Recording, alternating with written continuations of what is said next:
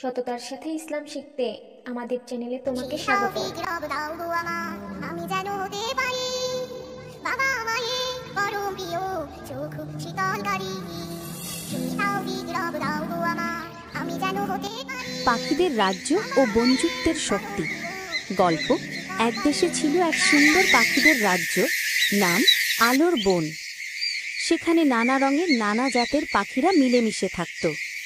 ছিল টিয়া, ময়না, কাকাতুয়া, কবুতর, চড়ুই, বাজ পাখি আর এক বুদ্ধিমান প্যাঁচা যার নাম ছিল হাকিম। একদিন রাজ্যে খবর এলো বনের এক কোণায় আগুন লেগেছে।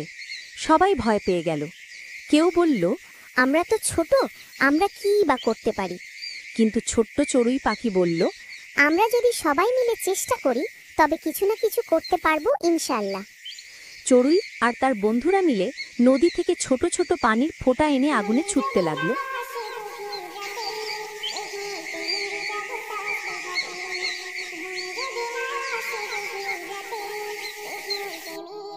প্রথমে কিছুই হচ্ছিল না, কিন্তু সবাই মিলে একসাথে চেষ্টা করতে করতে অবশেষে আগুন নিভে গেল। সব পাখিরা খুশি হয়ে চড়ুইকে বাহবা দিল। প্যাঁচা হাকিম বলল, আজ আমরা শিখলাম আকারে ছোট হলেও ইচ্ছা আর একতা থাকলে অনেক বড় কাজ করা যায় ইনশাআল্লাহ। তারপর তারা বনের এক কোণে মিলাদ পড়ল, সবাই শুকরিয়া আদায় করল আল্লাহর কাছে।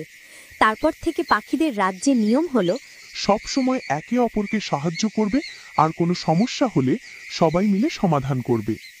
শেষ কথা, এই গল্প থেকে বাচ্চারা শিখতে পারে একতা, সহানুভূতি ও আল্লাহর প্রতি ভরসা কতটা গুরুত্বপূর্ণ।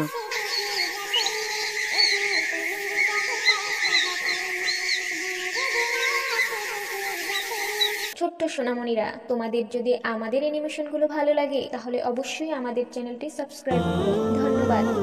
এমন নতুন নতুন আরো ভিডিও পেতে আমাদের চ্যানেলটি সাবস্ক্রাইব করুন।